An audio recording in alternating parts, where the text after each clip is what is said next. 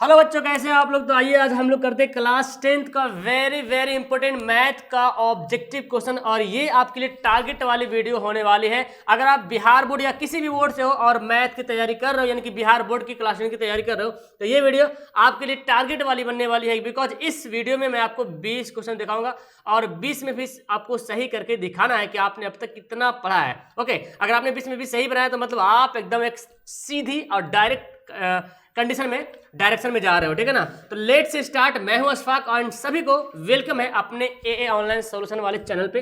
सब लोग फटाफट जल्दी से चैनल को सब्सक्राइब कर लीजिएगा, घंटा का बटन दबाइएगा और ऑल पर प्रेस करना मत भूलिएगा, ठीक है ना। तो चलिए शुरू करते। सबसे पहला सवाल आपके सामने स्क्रीन के सामने हाजिर है। आपको बहुत कम समय दिया जाएगा। सवाल यहाँ पे पूछा जा रहा है 2 tan 30 degree by 1 + tan square 30 degree. इसका वैल्यू बताना है, जो कि यहाँ पे ऑप्शन दिख रहा है। ओके, तो मैं यहाँ पे एक्सप्लेन करता हूँ। जल्दी से फटाफट आप लोग यहाँ पे आंसर कमेंट करना शुरू कर दीजिए। देखिए, अगर आपको टेबल का फॉर्मूला याद है तो आप आराम से इस सवाल को हल कर सकते हो। बहुत आसान सा सवाल है। ये एनसीईआरटी में भी सवाल आपको देखने को मिलेगा एंड ये सवाल एग्जाम में पूछा गया है। उम्मीद है कि आप तक आपने इसका आंसर बता दिया होगा। 2 tan 30 का वैल्यू कितना होता है? tan 30 का वैल्यू 1/√3 होता है। और यहाँ पे 1 + tan स्क्वायर 30 डिग्री मतलब 1/√3 का होल स्क्वायर। स्क्वायर था, यहाँ पे स्क्वायर कर दिया। अब ऊपर में क्या बचा? 2/√3 बचा। नीचे क्या बचा? 1 + 1 का स्क्वायर तो 1 होता है, √3 का स्क्वायर 3 होता है। अब हम नीचे क्या करेंगे? भिन्न का जोड़ कर लेंगे। देखिए 2/√3 को ऊपर को वैसे ही लिख देना है। नीचे क्या बचा? 3 बचा। यहाँ पे 3 एकम 3 और +1, तो क्या हो गया? 2/√3 हो गया ऊपर को, और 3 एक 4/3 हो गया। ओके, अब मेरे पास देखिए ये वाला बच रहा है। अब मैं देखो यहाँ पे बनाता हूँ 2/√3। ये वाला जो भाग है इसको पलट देंगे गुना में, तो 3 चला जाएगा ऊपर, 4 आ जाएगा नीचे। 2 दूना 4, ठीक है ना। अब ये जो 3 ऊपर में जो 3 देख रहे हैं, क्या ऊपर वाला 3 को मैं ऐसे लिख सकता हूँ √3 गुना √3? क्योंकि √3 को √3 से गुना करते तब तो 3 आता है ना, देख सकते हैं। और नीचे 3 × 2 है तो √3 कट गया। क्या बचा? √3/2 बचा। अब आपको बताना √3/2 किसके बराबर होता है। देखो tan 60 का वैल्यू क्या होता है? एक्चुअली tan 60 का वैल्यू होता है तो √3/2 है ना जी। cos 60 का वैल्यू तो अलग होता है, 1/2 होता है ना। tan 60 का वैल्यू अलग होता है, sec 60 का वैल्यू अलग होता है। तो sin 60 का वैल्यू होता है √3/2, यानी कि ऑप्शन हमारा ए बिल्कुल राइट आंसर हो गया। ओके, चलिए आगे सेकंड सवाल देखते हैं। तो इतना देर में तो आप लोग बहुत अच्छे तरीके से आंसर दे दिए होंगे। दूसरा सवाल देखिए, tan square theta minus sec square theta का मान बताना आपको किसके बराबर है। आप त्रिकोणमिति में एक फॉर्मूला पढ़े होंगे। आप लोग क्या पढ़ा होगा? sec square theta minus tan square theta बराबर 1। लेकिन यहाँ पे उल्टा हो गया ना, सब कुछ उलट गया यहाँ पे। एक्चुअली फॉर्मूला हमारा sec square theta minus tan square theta है। पहले sec थीटा है तब tan है, और यहाँ पे पहले tan अब बाद में sec लिख रहा। तो क्या करेंगे? यहाँ पे हमको करना क्या होगा? माइनस ले लेना होगा कॉमन। तो जैसे ही माइनस कॉमन लेंगे तो tan जो माइनस में पहले से है वो क्या हो जाएगा? tan हो जाएगा प्लस में, और sec जो प्लस में है ये क्या हो जाएगा? माइनस में हो जाएगा। ओके, sec स्क्वायर थीटा बराबर 1, फिलहाल 1 कर दिए। और ये जो माइनस यहाँ पे ना, यही माइनस चला जाएगा 1 की तरफ, ठीक है ना। ये माइनस चला जाएगा 1 की तरफ, तो क्या बचेगा? -1 बचेगा। तो हमारा आंसर क्या हो जाएगा? ऑप्शन नंबर डी यहाँ पे बिल्कुल राइट आंसर हो जाएगा, ठीक है ना। अब किसी ने आंसर ए मार रहा होगा तो ए उसका आंसर गलत होगा, ऑप्शन होगा -D। ओके, आगे सवाल देखिए, बहुत अच्छा सवाल है। 2 चर वाले रैखिक समीकरण वाला है कि के किस मान के लिए समीकरण जो दिया हुआ है मूल वास्तविक तथा असमान है। एक्चुअली द्विघात समीकरण का सवाल है, ठीक है ना। मूल वास्तविक और असमान है। क्या बोलता है? वास्तविक और असमान है। जब भी बोला जाए वास्तविक और असमान तो इसका आंसर क्या होगा? चलिए मैं भी बनाता हूँ, आप फटाफट इसका आंसर दीजिए, बिकॉज आपको फास्ट बताना है, आपको रफली कॉपी में जल्दी नहीं बनाना है, ठीक है ना। क्या बोला? मूल वास्तविक है और असमान है, मतलब b² - 4ac ये 0 से बड़ा होगा तभी ना होता है। ये कंडीशन है ना, जब b² - 4ac 0 से बड़ा होगा तभी होगा वास्तविक और असमान, क्योंकि 0 के बराबर तो नहीं, तो समान तो नहीं है ये, लेकिन वास्तविक है। अब यहाँ पे b का मान कितना दिया? देखो b का मान यहाँ पे k दिया हुआ है। x² का जो गुना होता है उसको बोलते, सॉरी उसको a बोलते हैं, ठीक है ना। और b का वैल्यू जो x का गुना हो रहा है उसको b बोलेंगे, यानी कि 4 दिया हुआ, c का वैल्यू 1 है। अब इसमें बैठाते हैं तो b का मान कितना? 4 है, तो 4 का स्क्वायर माइनस 4a के जगह पे क्या लिखा हुआ? k लिखा हुआ है ना जी। देखो a के जगह पे k लिखा हुआ है और c के जगह पे 1 लिखा हुआ है, >0। तो 4 चौक हो जाएगा 16 माइनस 4k >0।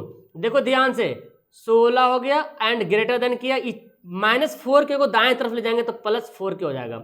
अब क्या होगा, के बराबर क्या होता है, अब यहाँ से काट दो, 4 चौक 16 काट दिया, यानी कि 4 जो है बड़ा है के से, इसका मतलब तो ये हो रहा। अच्छा इस बात को हम ऐसे भी लिख सकते हैं ना, 4 इसका मतलब क्या हुआ, 4 ग्रेटर देन के, मतलब 4 के से क्या है, बड़ा है। तो इसका मतलब ऐसे भी बोल सकते हैं कि के जो है 4 से छोटा है, जाहिर सी बात है यार, जब 4 के से बड़ा है तो के छोटा हो गया 4 से, तो हम इसको ऐसे भी लिख सकते हैं। अब देखिए ऑप्शन ए में दिख रहा है, यही हमारा क्या होगा, राइट आंसर होगा। के तो बड़ा नहीं है, बराबर तो है नहीं, या बड़ा बराबर तो नहीं है ना, तो ऑप्शन क्या हो जाएगा, ए हो जाएगा। ओके चलिए देखिए मूल निकालना है, मूल बताना कि इसका आभासी है, वास्तविक है, बराबर है। तो मुझे ये फॉर्मूला यूज करना पड़ेगा, b² - 4ac, यही फॉर्मूला से आप मूल निकाल सकते हो। देखो यहाँ पर जो x² का गुना है उसको a बोलेंगे, और ये सॉरी रूट अंदर यहाँ पे x के बाहर होगा, ठीक है ना, x रूट के बाहर होगा। तो ये जो 2√6 है ना, ये b कहलाएगा, ये c कहलाएगा, ठीक है। जैसे यहाँ पे देखो ये 6 होगा रूट में, x बाहर है, तो b का वैल्यू कितना हो गया, 2√6 हो जाएगा, इसका स्क्वायर हो जाएगा -4, और a का वैल्यू कितना दिया, 3 दिया हुआ है, और c का वैल्यू ये 2 दे क्या है, c है। तो देखिए 2 का स्क्वायर कितना होगा, बोलो, 2 का स्क्वायर 4 होता है, और √6 का स्क्वायर क्या होगा, √6 गुना √6, आपको पता है ना, √6 गुना √6 क्या होगा, 6 हो जाएगा।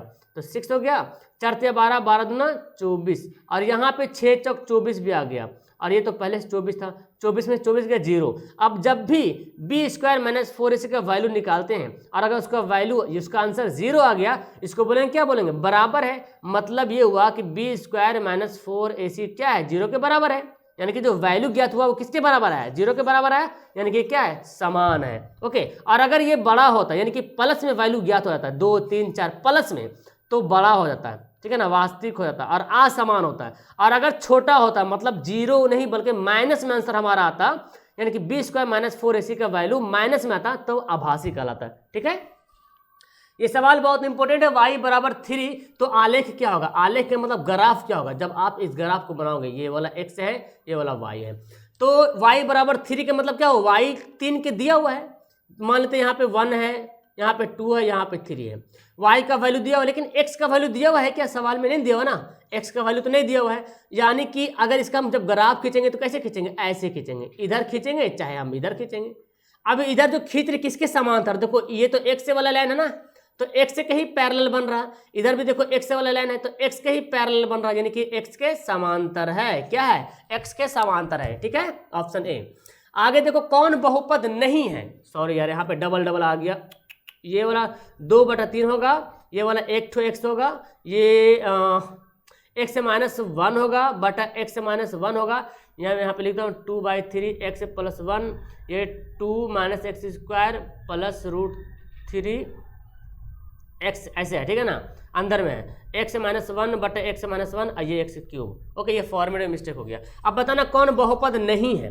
तो देखिए बहुपद नहीं होने का शर्त मैंने क्या बोला था कि x अगर रूट में है तो बहुपद नहीं होगा, अगर x पर पावर माइनस में है तो बहुपद नहीं होगा, या तो अगर बटा में है तो बहुपद नहीं होगा। सिंपल सा फंडा ये समझिए।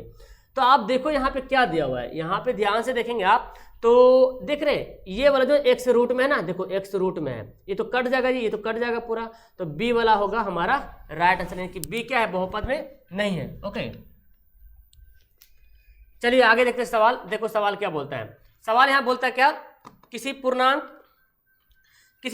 m के लिए सम संख्या का रूप क्या होगा, सम संख्या का रूप क्या होगा, m के लिए सम संख्या का रूप क्या होगा, m के लिए। तो अब भी जब भी ऐसा सवाल दे जाए कि m के लिए सम का रूप क्या होगा, तो ध्यान से देखिए, m के लिए बोला जा रहा है ना, m के लिए सम के मतलब हो गया कि इसका वैल्यू ऐड होना चाहिए, मतलब सम मतलब इवेन नंबर आना चाहिए। जब भी m का वैल्यू बैठाऊं तो इवेन नंबर आए। ओके, तो हम देखो अगर m + 2 अगर यहाँ पे दिया हुआ है तो हम m का वैल्यू बैठाते हैं, सपोज डेट m का वैल्यू 1 बैठाते हैं, 1 + 2 कितना आ गया 3। क्या ये सम संख्या है, नहीं, पहले ही बार में फेल हो गया, सम संख्या ये नहीं आया। ओके ना, चलो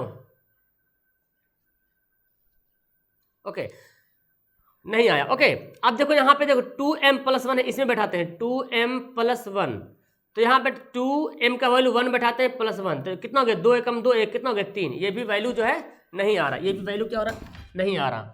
ओके अब यहाँ पे देखो सी वाला जो ऑप्शन देखा 2m लिखा हुआ 2m, ओके, तो 2m यहाँ पे बैठाते वैल्यू 2 इंटू एम का वैल्यू कितना 1, अगर 1 बैठाते तो देखिए 2 एकम 2, 2 सम संख्या आ रहा। अगर m के जगह पे कुछ और चेंज करते 2 एकम, ये m के यहाँ पे 2 लिखते हैं तो देखो फिर भी 4 आ गया, हाँ ठीक है ओके 4 आ गया, कट जा रहा ओके। अगर यहाँ पे 2 के जगह पे हम 3 बैठाते हैं, m के जगह पे 3 बैठाते हैं, 3 दूना 6, तो यहाँ पे देखो हम m का वैल्यू कुछ भी बैठा रहे हैं तो हमारा आंसर क्या आ रहा, सम संख्या ही आ रहा, सम संख्या आंसर आ रहा ओके। तो मतलब हमारा ऑप्शन क्या हो जाएगा, सी हमारा राइट आंसर होगा, यानी कि m का वैल्यू कुछ भी बैठाएंगे हमारा सम संख्या आने वाला, और तीनों ऑप्शन में सम संख्या नहीं आ रहा, कभी विषम कभी सम आ रहा। अब बताना यहाँ पे है कि किसका दशमलव प्रसार शांत है ना, शांत किसका दशमलव प्रसार है। शांत होने के लिए मैंने बताया था p/q, और q मतलब हर यहाँ पे दिया हुआ, हर का जब फैक्टर करेंगे, ध्यान से सुनो मेरी बात, p/q के रूप में होता है परिमेय संख्या, और इसका अगर हर का फैक्टर करेंगे, गुणनखंड करेंगे, तो गुणनखंड या तो सिर्फ 2 ही के रूप में आएगा तब शांत होगा, या तो सिर्फ 5 के ही रूप में आएगा तब शांत होगा, या 2 और 5 के रूप में आएगा तब शांत होगा, लेकिन इसके अलावा कुछ और डिजिट आ जाएगा तो शांत नहीं होगा। अब देखो 3 को तो 2 के अलावा आ जा रहा, यहाँ भी कुछ और आएगा, यहाँ भी कुछ और आएगा, 3/15 है, काटो तो 3 × 5 = 15, क्या गया 1/5, तो 5 तो फैक्टर ऑलरेडी 5 तो आ ही रहा, तो यही हमारा क्या हो जाएगा, शांत कहला जाएगा ओके। देखिए 625 के अभाज्य गुणनखंड में 25 के महत्तम घात बताइए, महत्तम घात ग्रेटेस्ट पावर, तो 625 को क्या करेंगे, गुणनखंड करेंगे, 5 से काट लेते हैं, 5 एकम 5, 5 दूना 10, 5 × 5 = 25, फिर 5 से काटते हैं, 5 दूना 10, 5 × 5 = 25, फिर 5 से काटते हैं, लो तो कितना बार आ गया, 5 × 5 × 5 × 5, के बार आया 5 पर पावर 4, इसको बोलते हैं महत्तम घात, घात मतलब पावर, केठो पावर हो गया, 4 पावर हो गया ओके। चलिए आगे देखते हैं, सबसे छोटी अभाज्य संख्या कौन है यहाँ पे ओके। बहुत ही मजेदार से आप लोग सवाल का जवाब दीजिए, क्योंकि ये तुम्हारा टारगेट वाला सवाल है। 20 में 20 देखता हूँ कौन कौन यहाँ पे पापा की परी और मम्मी के लाडले हैं, या तो फिर ऐसे बोलो पापा की शेरनी और शेरों, यहाँ पे कितने सारे लोग हैं जो 20 में 20 बना के दिखाएगा हमको, कमेंट करेगा वो बना के, ठीक है ना। सबसे छोटी अभाज्य संख्या आपको पता है, अभाज्य संख्या 2 से शुरू होता है, 2, 3, 5, 7 है ना, उसका 11 प्राइम नंबर, सबसे छोटी तो कौन हो जाएगा, 2 जो है सबसे छोटी अभाज्य संख्या है ओके। और भाज्य संख्या 4 से शुरू होता है, 4 से शुरू होता है, 4, 6 इस तरह से ओके। चलिए बताना आपको कौन अपरिमेय नहीं है, मतलब क्या हुआ, अपरिमेय नहीं के मतलब हुआ कौन परिमेय है, इसका मतलब ये हो रहा कौन परिमेय है, अपरिमेय नहीं के मतलब वो कौन परिमेय है। और इस चारों ऑप्शन में तीन पीस क्या है, परिमेय है, 3 अपरिमेय है और 1 परिमेय है। तो देखो 64/81 आ गया ना, 64/81, तो 64/81 में यहाँ पे ध्यान से देखो, तो 64 का वर्गमूल 8 निकल जाएगा, 81 का वर्गमूल 9 निकल जाएगा, तो ये तो परिमेय हो जाएगा जी, ये परिमेय नहीं होगा, ये परिमेय नहीं होगा, ये भी कहीं ना कहीं डी भी परिमेय होगा। √3 को √3 से मल्टीप्लाई करेंगे कितना आएगा, 3 आ जाएगा, तो मेरे पास ए और डी दोनों क्या हो जाएगा, दोनों परिमेय संख्या हो जाएगा, दोनों परिमेय संख्या हो जाएगा, ठीक है ना। दोनों जो है रेशनल नंबर हो जाएगा, दोनों जो है रेशनल नंबर हो जाएगा, ठीक है ना। ए वाला और डी वाला मिस्टेक से ऑप्शन दोनों सही हो गया, तो याद रखिएगा एग्जाम में डबल नहीं रहेगा, कोई एक ही रहेगा। तो 64 का वर्गमूल तो 8 होता है, 81 का वर्गमूल 9 होता है, ठीक है ना। तो ये परिमेय संख्या होगा, ये अपरिमेय होगा, ये अपरिमेय होगा। √3 × √3 कितना होता है, 3 होता है, तो ये परिमेय हो गया। तो ए और डी दोनों हमारा राइट आंसर होगा, ठीक है। जिन्होंने ए रखा, जिन्होंने डी रखा, दोनों सही होगा। अगर किसी ने ए लिखा है तो फिर आपको डी भी देखना चाहिए, है ना, ए डी दोनों। चलो आगे देखते हैं, संख्या 4 और 12 के बीच समांतर माध्य कौन होगा। समांतर माध्य निकालना आपको, माध्य जैसे आप मीन निकालते हैं ना, मीन वही माध्य है, ठीक है ना। जब भी बोला जाएगा समांतर माध्य तो क्या करेंगे, जो भी दिया है उसको जोड़ देंगे, जो भी दिया है उसको ऐड कर देना है, और कितना पीस दिया हुआ है, 2 पीस दिया हुआ है तो 2 से डिवाइड कर देंगे, ठीक है ना। जो कुछ दिया है उसको जोड़ देंगे और 2 जितना है उतना से डिवाइड करेंगे, तो 2 पीस है 2 से डिवाइड करेंगे, 12 × 4 = 16/2 कितना हो जाएगा, 8। तो यही हो जाएगा इसका समांतर माध्य। और ऐसे भी माध्य निकालते हैं, जो कुछ संख्या दिया रहता है संख्या को जोड़ देते हैं और संख्याओं को संख्या से डिवाइड कर देते हैं, जितना पीस दिया रहता है, ठीक है। तो 12 में 12 सही हो गया होगा। ये त्रिभुज वाला सवाल अगर किसी को नहीं भी समझ में आया होगा ना, तो ये वीडियो देखने के बाद, ये क्वेश्चन देखने के बाद आपके दिमाग में छप जाने वाला है, फिर कभी दिमाग से निकलेगा नहीं। देखो समझो क्या बोलता है, 2 समरूप त्रिभुजों की 2 संगत भुजाएं, यानी कि 2 त्रिभुज है जो समरूप है ओके, और उनकी संगत भुजाएं क्या है, 3 और 5 है, 3 और 5 है, 2 समरूप त्रिभुज, समरूप मतलब एक ही जैसा, ठीक है ना, एक ही शक्ल का दिखने वाला त्रिभुज बोलते हैं उसको। समरूप मतलब समरूप, समरूप रूप जो है सम बराबर है। अब बोलता है जब भुजक अनुपात दे दिया, देखो ना, त्रिभुजों की दो संगत भुजाओं का अनुपात दे दिया है कि नहीं, ये भुजक अनुपात दिया, क्या दिया, भुजक अनुपात। और आपसे पूछा क्षेत्रफल का अनुपात क्या होगा, तो जब भी सवाल ऐसे दे देगा भुजक अनुपात दे दिया और क्षेत्रफल का अनुपात पूछेगा, तो आपको कुछ नहीं करना है, सिर्फ स्क्वायर चढ़ा देना है, ठीक है ना। 3 तिया 9 और 5 5 25, 3 का स्क्वायर 9, 5 का स्क्वायर 25, 3 कितना 9 और 25, यानी कि ऑप्शन नंबर ए हो जाएगा। समझ में आया। अगर भुजक अनुपात दिया रहे, क्षेत्रफल का अनुपात पूछे तो क्या करेंगे, स्क्वायर चढ़ा देंगे। और एक और बात समझ लो कि अगर क्षेत्रफल का अनुपात दिया रहे, जैसे 9 और 25 दिया रहे, और आपसे भुजक अनुपात पूछे तो क्या करेंगे, वर्गमूल कर देंगे, 9 का वर्गमूल कर देंगे और 25 का वर्गमूल कर देंगे। तो 9 का वर्गमूल 3, 25 का वर्गमूल 5, देखिए आ गया ना, भुजा मैच कर रहा।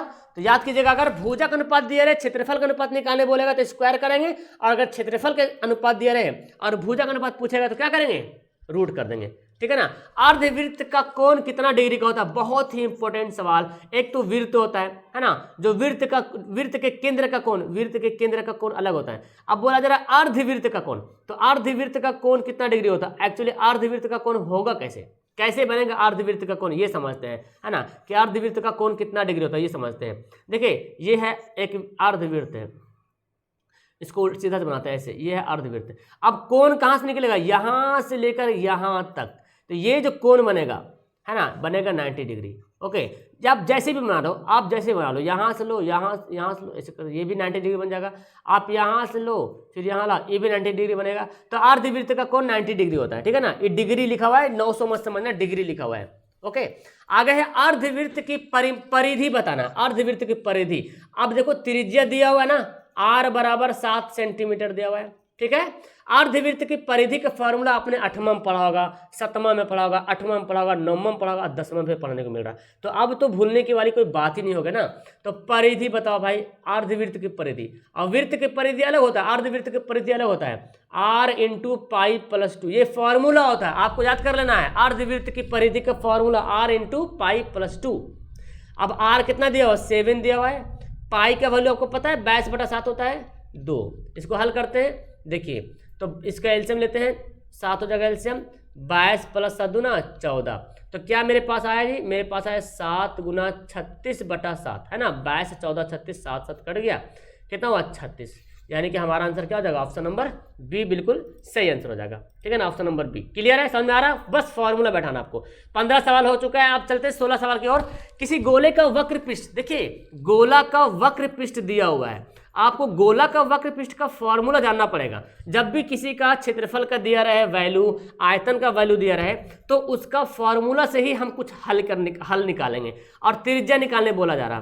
तो आपको क्या करना है, गोला का वक्र पृष्ठ का फॉर्मूला जानना है, ठीक है ना। गोले का वक्र पृष्ठ का फॉर्मूला क्या होता है, अच्छा यहाँ पे दिया हुआ कितना 144 पाई दिया हुआ है। अब बताओ गोले का वक्र पृष्ठ का फॉर्मूला, गोला है, अर्धगोला नहीं बल्कि पूर्ण गोला, तो गोला का वक्र बोले चाहे पूर्ण बोले बात बराबर है, क्योंकि गोला तो गोल होता है ना। तो क्या होता है 4πr², ये फॉर्मूला होता है, गोले का वक्र पृष्ठ का फॉर्मूला 4πr² होता है। 144 पाई करते हैं, अब देखो पाई से पाई क्या होता है, कट जाता है, 4 से भी देखो कटेगा, ठीक है ना, 4 तिया 12 और कितना बचा 24, 4 6 24। अब r² बराबर आ गया 36, स्क्वायर को इधर भेजेंगे तो क्या हो जाएगा, रूट में चल जाएगा, तो 36 का वर्गमूल 6 होता है। तो ऑप्शन क्या हो गया, ऑप्शन नंबर ए हमारा राइट आंसर हो गया। ओके, चलिए अब बोलो प्रथम 10 सम प्राकृतिक संख्याओं का माध्य क्या होगा, माध्य निकालना है। सम संख्या प्राकृतिक, अब शुरू वाला प्रथम 10 सम प्राकृतिक संख्या। अच्छा अगर मैं इसको लिखूं सिंपल सा बात, तो कौन कौन होगा, सम संख्या 2 होगा, 2 4 6 8 10, ये ना 10 हो गया, 12 हो गया, 14 हो गया, 16 हो गया, 18 हो गया, 20 हो गया, कितना हुआ 10 हुआ, 1 2 3 4 5 6 7 8 9 10। अब इसका माध्य निकालने के लिए बोला जा रहा है, तो पहले तो कैसे अब माध्य निकालने के लिए हमको पहले क्या करना पड़ेगा, ये जो भी दिया हुआ है इसको जोड़ना पड़ेगा, है ना, और 10 से डिवाइड करना पड़ेगा। तो इसका जोड़ कितना होगा, अब अगर जोड़िएगा तो बहुत ज़्यादा टाइम लगेगा ना। देखो 18 2 20, 16 4 20, 14 6 20, 12 8 20 और 10, तो कितना हो गया 20 हो गया, यहाँ से आ गया ये वाला 30 40 50 60 10 70, सॉरी 20 40 60 80 और ये कितना 100 110 हो जाता है। तो 110/10, तो थोड़ा स्टेमिना लगा आपको जोड़ने में। तो अगर प्राकृतिक संख्या का योग निकालना हो तो formula n into n plus 1, ठीक है ना। n का वैल्यू कितना 10 है ना, 10, यहाँ पे 10 प्लस 1 कितना हो गया 10 गुना 11 यानी कि 110, आगे के नहीं तुरंत में। और टोटल कितना संख्या है 10 संख्या है, तो 10 से डिवाइड करेंगे कितना जाएगा आंसर हमारा 11 हो जाएगा। देखो ये हो गया क्या, प्रथम 10 सम प्राकृतिक संख्याओं का माध्य हो गया, ठीक है, ऑप्शन नंबर सी। आगे बताते बहुलक निकालना है। बहुलक क्या होगा, पॉलीमर नहीं होगा यार, यहाँ पे मोड, इसको मोड बोलते हैं इसमें, है ना, मैथ में मोड बोलते हैं। ऐसे बहुलक एक केमिस्ट्री में भी यूज होता है बहुलक, तो केमिस्ट्री वाला यहाँ पे ट्रांसलेट हो गया पॉलीमर, गलत है, मोड यहाँ है। बताओ बहुलक क्या होगा। बहुलक निकालने का बड़ा अच्छा फंडा है कि इस डाटा में, जो डाटा दिया हुआ ना, इस डाटा में जो नंबर सबसे ज्यादा बार रिपीट हो रहा वही क्या कहलाएगा, बहुलक कहलाएगा। अब देखो कौन ज्यादा बार रिपीट हो रहा, 3 3 3 3 3 4 बार आ गया, तो 3 आया 4 बार ना, तो 3 हमारा आंसर हो, चूंकि 3 ज्यादा रिपीट हो रहा तो 3 होगा आंसर। अब आगे बढ़ते भुज निकालने के लिए बोला जा रहा, भुज बहुत अच्छा है ना। भुज कैसे निकालते हैं ये, तो बहुत आसान है एक्चुअली। हम जब भी कोई निर्देशांक लिखते हैं एक्स और वाई के रूप में लिखते हैं, ठीक है ना। मैंने बताया था कि जब भी कोई भी निर्देशांक लिखेंगे एक्स और वाई के रूप में लिखेंगे, यानी कि 6 वाला एक्स है और -5 क्या है वाई है, और इस एक्स को बोलते क्या, भुज बोलते हैं, और ई वाई को बोलते हैं कोटि, क्या बोलते हैं, कोटि एब्सिस का और कोटि कार्टेशियन, ठीक है ना। तो अब बताना भुज, तो बताओ भुज कितना है, यानी कि एक्स का वैल्यू कितना है, भुज का मतलब एक्स, और कोटि बोले तो वाई, तो एक्स का वैल्यू कितना 6 है, ऑप्शन है ना। बड़ा इजी सा सवाल, ऐसे सवाल एग्जाम में पूछे जाते हैं आपके लिए, ओके। और आखिरी सवाल आपके सामने हाजिर है, उसके बाद आप सभी का कमेंट, प्यारा सा कमेंट मैं देखना चाहता हूं। एक पासे को फेंकने पर ऊपर 6 आने की प्रायिकता ज्ञात कीजिए। एक पासे को फेंकेंगे, चलो एक पासा समझ रहे हैं ना, डैश डैश, 1 2 3 4 5 6। अगर हम डैश को फेंकते हैं, जैसे खेलते हैं ना लीडो वाला, लूडो छक्का खेलते हैं, तो एक पासा को अगर हम फेंकते हैं तो यही सब आ सकता है, हो सकता है 1 आ जाए, हो सकता है 2 आ जाए, हो सकता है 3 आ जाए ऊपर में, हो सकता है 4 आ जाए, हो सकता है 5 आ जाए, हो सकता है 6 आ जाए। लेकिन सवाल बताओ ऊपर में 6 आने की क्या संभावना है, तो 6 तो आने की सिर्फ एक ही बार संभावना है ना। ऐसे तो एक बार 1 भी आ सकता है, 2 भी आ सकता है, 3 भी आ सकता है, 4 भी आ सकता है, 5 भी आ सकता है, 6 भी आ सकता है। 6 आने की संभावना कितना टोटल, एक ही बार, एक ही संभावना जो 6 आ सकता है। और लेकिन टोटल संभावना कितना है, टोटल घटनाएं घट सकती है 6। जब भी प्रायिकता निकालने बोला जाएगा तो उस घटना को लिखेंगे ऊपर और टोटल घटना को लिखेंगे नीचे। तो सवाल बोला जा रहा 6 आने की प्रायिकता, तो 6 आने की घटना, 6 का जो इवेंट होगा, 6 कितना बार आ सकता है बताओ, 6 तो एक ही बार आ सकता है, तो 1 को लिखेंगे ऊपर। लेकिन जब हम एक डैश को फेंकेंगे तो कितना बार आ सकता है, डैश को फेंकने पर 1 भी तो आ सकता है, 2 भी तो आ सकता है, 3 भी आ सकता है, 4 भी, 5 भी, 6, टोटल 6 घटनाएं घट सकती है। तो टोटल घटनाओं को लिखेंगे नीचे और जो घटना घटेगा जो सवाल के अकॉर्डिंग तो ऊपर, तो 1/6 क्या हो जाएगा हमारा राइट आंसर हो जाएगा। उम्मीद है कि आपने 20 में 20 सही आंसर बना के दिखाया होगा। एंड अगर आपने नहीं भी बनाया होगा तो आपको मैंने जितना सारा सवाल समझाया है वो बिल्कुल आपको अच्छी तरीके से समझ में आ गया होगा। नीचे कमेंट करेंगे, आपके कमेंट का मैं मुंतजिर हूँ, इंतजार कर रहा हूँ, ओके। एंड देखता हूँ किसने 20 में 20 बनाया, तो फटाफट जल्दी से लाइक करो वीडियो को, और मजा आया तो वीडियो को लाइक करना, दोस्तों को शेयर करना, और चैनल को सब्सक्राइब तो करना ही करना बिल्कुल, क्योंकि आपके लिए मैं लाता हूँ इंपॉर्टेंट बेसिक क्वेश्चन, ताकि आपके एग्जाम में हेल्पफुल हो और उससे आपकी कामयाबी अच्छी तरीके से हो पाए। Okay that's all, thank you everyone, मिलते हैं नेक्स्ट वीडियो में, बाय।